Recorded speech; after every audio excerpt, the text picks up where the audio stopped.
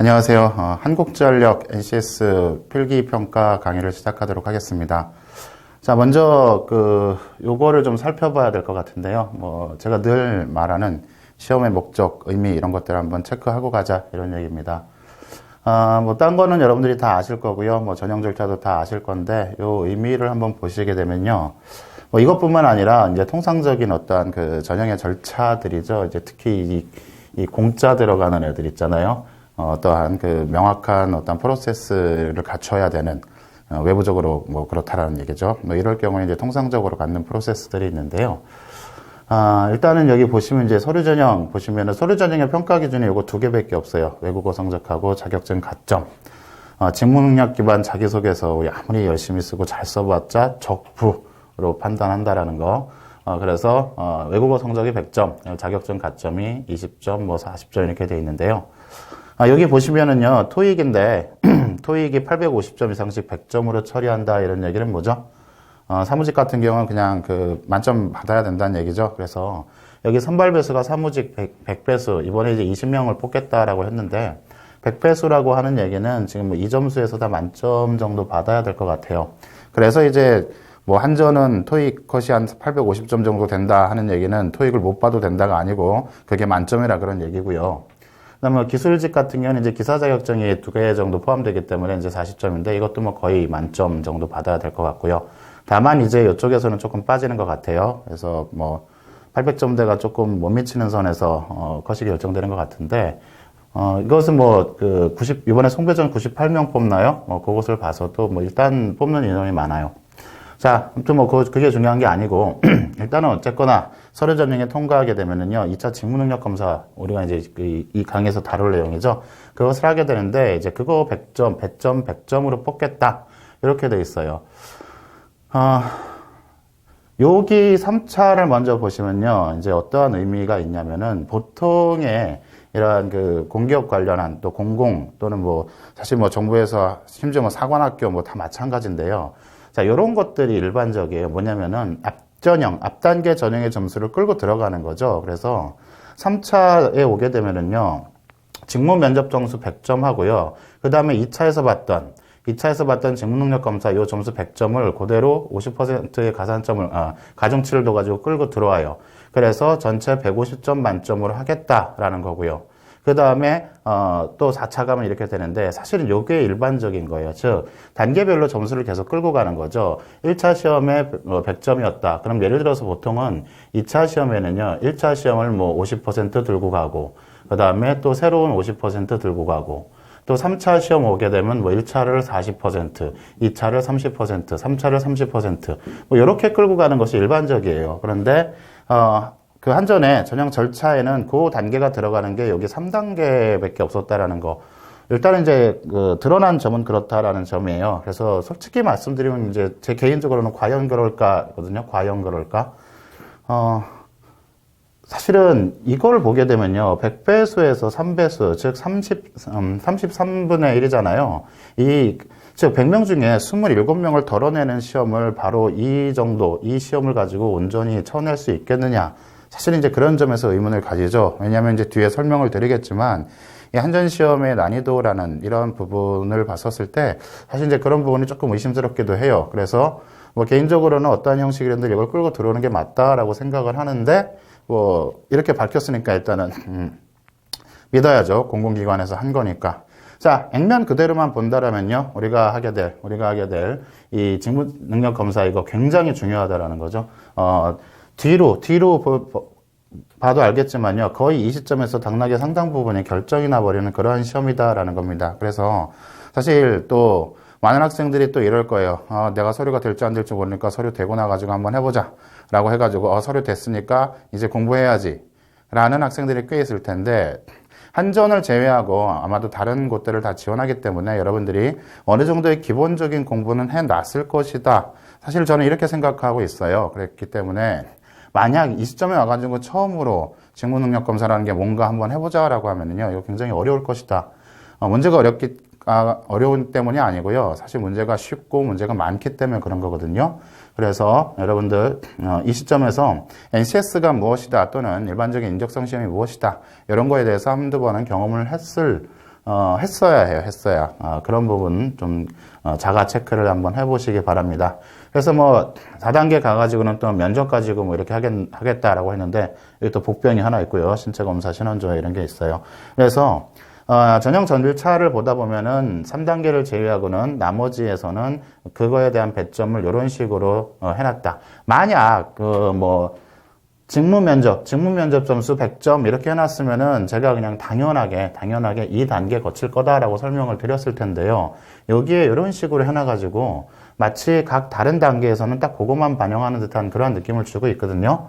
근데 실질적으로는 뭐 어떻게 되는지는 뭐 구체적으로 발표하지 않으니까는 잘 모르겠지만 어쨌거나 여러분들은 이 직무능력 검사가 매우 중요하다. 그래서 매우 중요하다라는 것, 이거 제가 늘 말씀드렸던 이런 직무 능력이 됐든 적성 검사가 됐든 그것 시험의 목적이라는 측면에서 얘는 무슨 기능을 한다? 무슨 기능? 바로 선발 기능을 한다라는 거죠.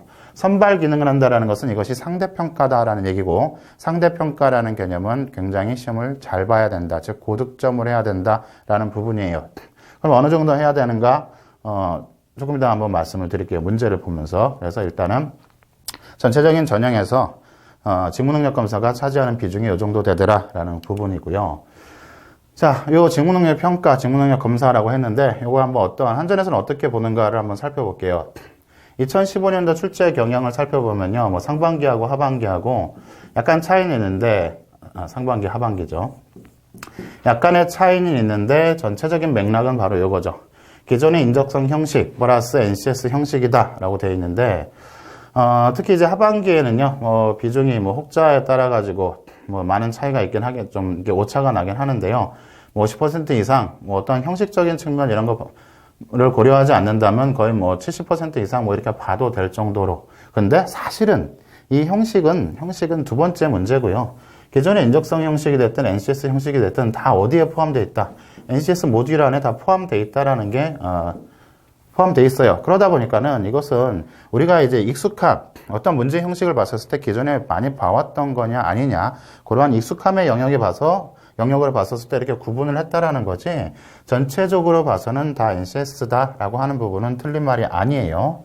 자, 그 다음에 NCS 이제 8개 영역 반영했다라고 했는데, 얘네들이 모집 공고를 할 때는요, NCS 영역을 10개를 다 써놔요. 다. 굉장히 기관 편의적인 것 같은데, 보통 보게 되면은 5개에서 한 8개, 이게 일반적이고요. 이번에 이제 새로 발표한 건보 같은 경우는 종합 문제 해결 이래가지고, 그 종합 문제 해결이라는 부분은 제가 NCS 기본 강의나 아니면 전에 찍었던 건보 강의에서 실질적으로 트렌드가 어떻게 될 거다라고 이미 말씀을 드렸는데, 그 말씀드린 트렌드대로 이제 나오는 거예요.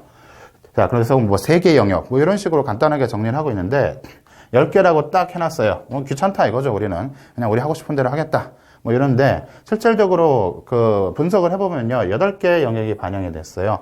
그럼 8개 영역 중에서 이제 뭐가 빠졌냐라는 건데, 여기 보면 이거죠, 조직이해 같은 거 빠졌다. 그 다음에 하나, 지금 갑자기 생각이 안 나는데, 하나가 이제 더 빠졌고, 그래서 통상적으로 이제 한 10개, 이거죠. 이제 대인관계, 직업윤리 이렇게 돼 있는데, 요 2개를 요런 식으로 그냥 하나를 묶어가지고 상황 판단형으로 냈어요. 그래서 사실 이제 대인관계 쪽에서는 대부분 뭐가 되냐면은 갈등 관리라든가 아니면 고객 관리 이런 거 중심으로 갔는데, 그냥 갈등 관리하고 직업윤리 요 정도 돼가지고 9개로 봐도 되겠네요. 9개. 그래서 조직이해라는 부분은 사실은 이것 때문에 그렇습니다. SWOT, 뒤에 나오는 SWOT, 요게 문제 해결의 기본인데, 조직이해도 이게 한 줄이 들어가 있어요. 산업인력공단에서 발표한 매뉴얼에 따르면. 그래서 이렇게 따지면은 10개 다 반영한 건데, 실질적으로는 한 8개 정도 보는 게 맞겠다라는 얘기고요. 사실 그렇게 중요하지 않다. 다 나왔다라고 하는 얘기입니다. 자, 문제 형식을 보게 되면요, 90분에 120문제가 구성이 나왔습니다. 90분에 120문제. 이 문제의 형식적인 출제 시간하고 출제 비중은 상반기, 하반기가 똑같았고요. 세트형 구성이라는 것도 똑같습니다. 세트형 구성이라는 것은, 여러분 이제 CJ 시험을 혹시 보셨는지 알겠지만요, 어떠한 각 영역별로 이렇게 되죠. 영역이 이렇게 있으면은, 문제가 1번부터 이래서 10번, 그 다음에 11번부터 20번, 이런 식으로, 원세트 이렇게 한 개의 블록별로 이렇게 출제가 되는 걸 얘기합니다. 그래서 뭐 어휘, 독해, 수출이, 뭐 전개도 등등등 NCS 유형 뭐 이런 것들이 10개 정도, 이제 10개 정도 세트니까는 이제 한 뭐 12개 정도 본 건데요. 이렇게 해서 반복 출제됐다라는 거죠. 자, 이렇게 출제가 되는 시험들은 요게 굉장히 중요합니다. 요게 굉장히 중요해요. 뭐냐면 이런 게 있어요. 나는 뭐 어휘 굉장히 잘해, 또는 나는 언어 추리의 화신이야, 뭐 이런 사람들이 있어요. 그러다 보니까는 내가 문제를 딱 보고 나서 이것을 내가 유리한 위주로 풀어야 되겠다라고 해가지고 막 그런 것만 먼저 풀고 이런 경향이 있는데요.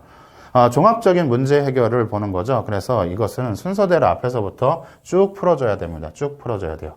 그렇게 해서 쭉 풀어줘가지고 보통 사무직 같은 경우는 합격권에 든 학생들이 보통 100문제 정도 풀었다라고 얘기합니다. 100문제 맞췄다라고 하는 게 아니고 100문제 정도 풀었다라고 얘기를 해요. 제가 봐도요, 저거 90분에 120문제 풀면은 거의 불가능한 걸로 그러한 문제로 보여져요.